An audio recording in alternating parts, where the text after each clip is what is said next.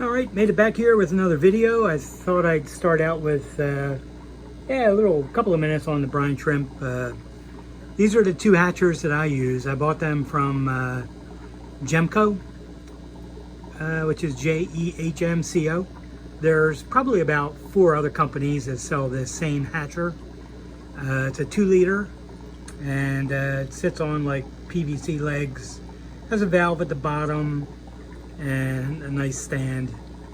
And what I do is I bought a clamp-on light LED that I leave on probably from about 8 o'clock at night until 7 in the morning. It doesn't create any heat. I keep the hatchers in a room that with a closed door that it gets to about 75 degrees. For optimum brine shrimp hatching, you want probably about 80 degrees. And the higher the temperature up to a point, the faster they hatch. After you get past a certain point, they're just going to crash, to be honest with you. So anyway, I use one of these every night. I drain them into a brine shrimp sieve and then dump them into a jar of treated water. See, it's just a regular jar like that. I don't know what that is. Maybe it's 12 ounces or more. Kind of thing you get potato salad in. And so that's kind of how it's done. I'm going to feed the fish the brine shrimp in a little while. I feed all the babies 1 feeding a day of live baby brine shrimp. The other feeding is my high protein food, and a third feeding if they get it. Now these are all small meals, but a third feeding is the flake foods I mix up that I crumple up between my thumb and forefinger to get them into a bit of a powder. So that's kind of how I do it, and I'll show some of the other fish at this point. And if you see a robbery at an Apple store, does that make you an eyewitness? Eyewitness? Ah, that's awful. All right, any questions about the brine shrimp hatching thing? You can actually see the extra can of eggs. See if I can focus on that. That's the 90 to 95% I get from American brine shrimp. Also, brine shrimp direct, and forget the other one. There's a bunch of them. That's was the coolest stuff I used to use in the aquariums. I used to use a teaspoonful in every tank after a water change. It's called Bosman Fish Tonic. And it's actually called Bosman Gold and Tropical Fish Tonic. But that company, the original owners passed away, and the next generation didn't want to keep it going. So that was the end of that. But it basically, I believe, was salt and methylene blue and some other inert ingredients that didn't really mean anything. All right, I'll get on with some other stuff. So this is normally how much of a hatch I get out of the 1 2-liter hatcher. Really good amount. I can pretty much feed everything except for a few tanks with this. So I'll start feeding the fish soon. But what I wanted to show, this tank is the breeders of the snow white albinos. Wasn't really showing the fish yet, because this is how much growth I get from the the thin leaf water sprite. And by dumping so much in there, finally, and with the marbles at the bottom, finally started to get some fry, which are somewhere in here. There's one of them, 2 of them. So the fry are going to be coming out.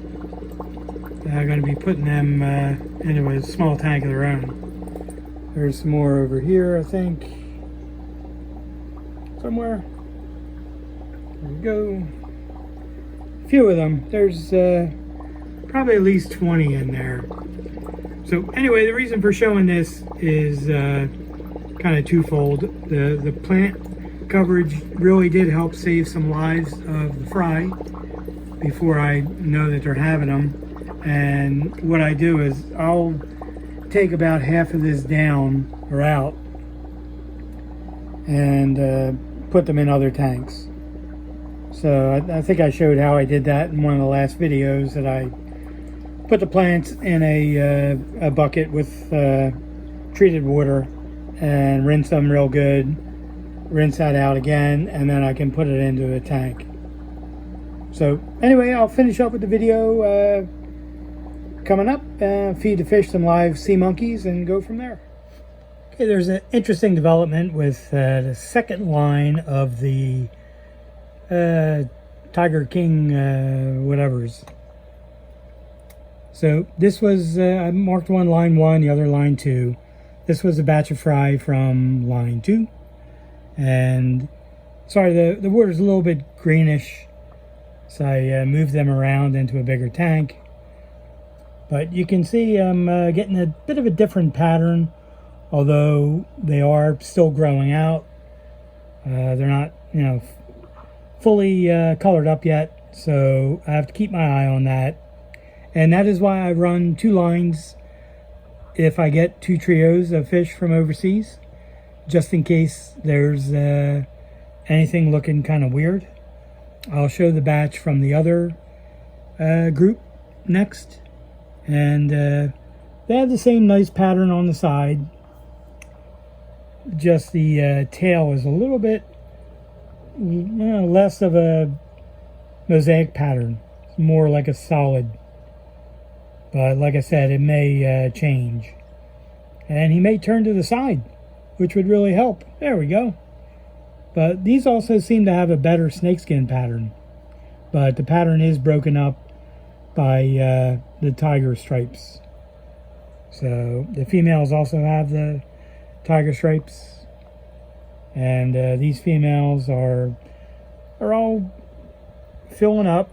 I got a lot of plants up top in the hopes of getting some fry out of them. If they square off and get bigger in front of my eyes over the next couple of weeks, I will move them into a breeder container individually.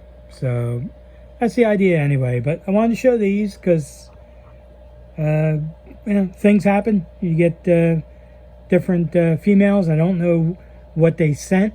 I don't know if they sent 4 females from the same group. Obviously not, if I'm getting some different coloration, but these are cool looking. So we'll see. I'll show you the other ones next. So this is the other group that I got from the line 1 female.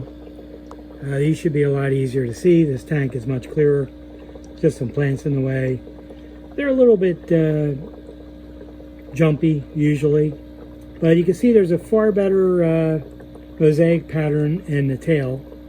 This is probably what they're supposed to look like, and definitely what I prefer.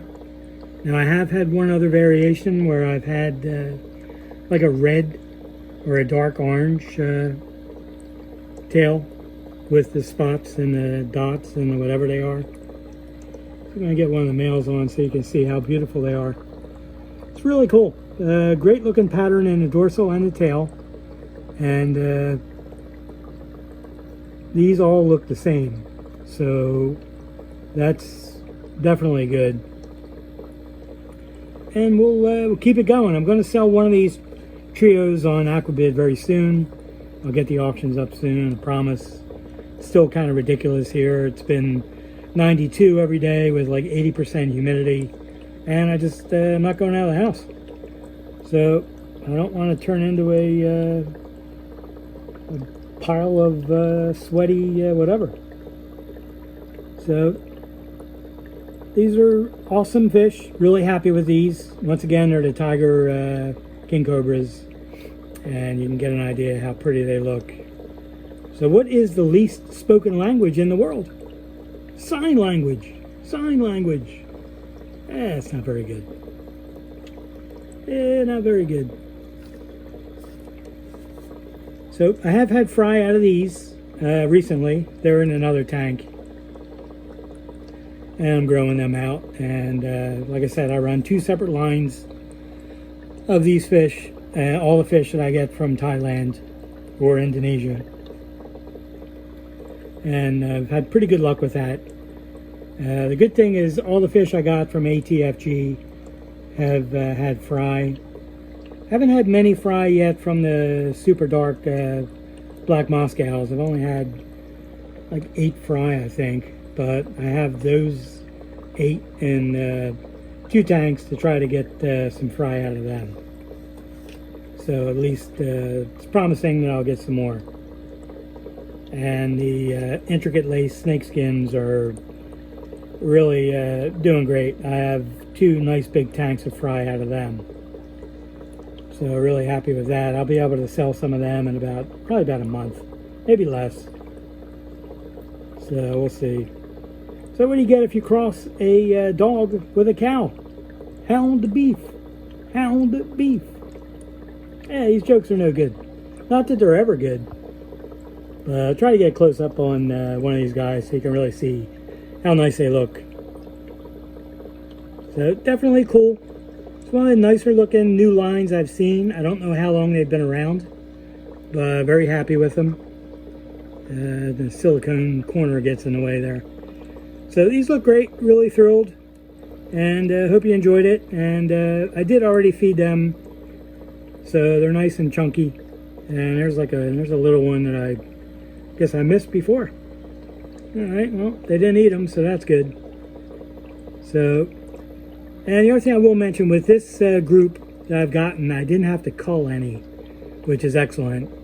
They all pretty much look the same. One male has a little bit more orange at the bottom, which I think is this guy, and the other males look a little bit better. So cool stuff. And yeah, I'll wrap up the video. If you have any questions, put my email address in the description. And if you want to complain about the jokes, let me know. Did get to see some really bad movies. I recommend, if you can, to try to watch the Mystery Science Theater 3000 version, because otherwise they're really unwatchable. Invasion of the Neptune Men, which is actually a Japanese movie, and I'll give them credit. Maybe it loses all sense of normalcy in the translation, because that movie really was stupid. And speaking of stupid, Track of the Moon Beast, another complete dud. And to make my trio complete for the week, I also watched one called Star Force Fugitive Alien 2, which is amazing if they ever made an Alien 1. Another deadly, really bad one. That might have been one of the worst ones in a while. So anyway, thanks for watching, and any questions, let me know.